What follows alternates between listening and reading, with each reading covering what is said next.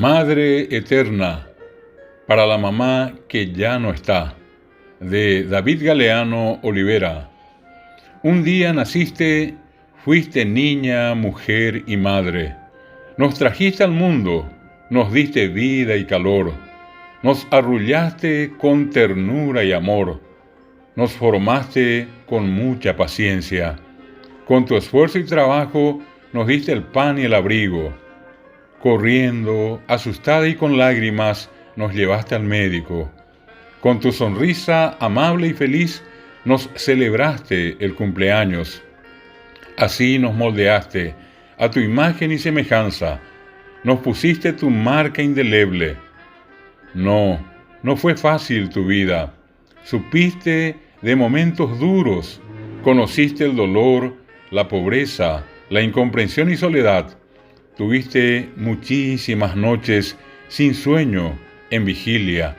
Muchas veces el dolor se adueñó de tu alma. Momentos esos que jamás contaste y preferiste guardarlos dentro de tu ser. Fuiste débil y fuerte, fuiste suave y dura, fuiste exigente y muy bondadosa. Lo fuiste todo y a prueba de todo. Tu rostro curtido y bendito siempre cubrió tus tristezas.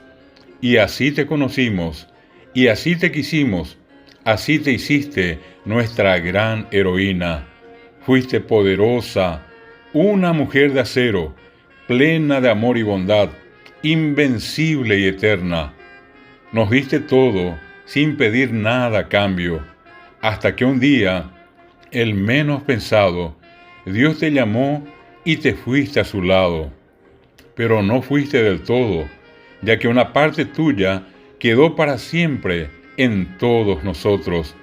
Te hiciste más fuerte, te hiciste santa, te hiciste un ángel, sos nuestro ángel, llena de luz, amor y ternura.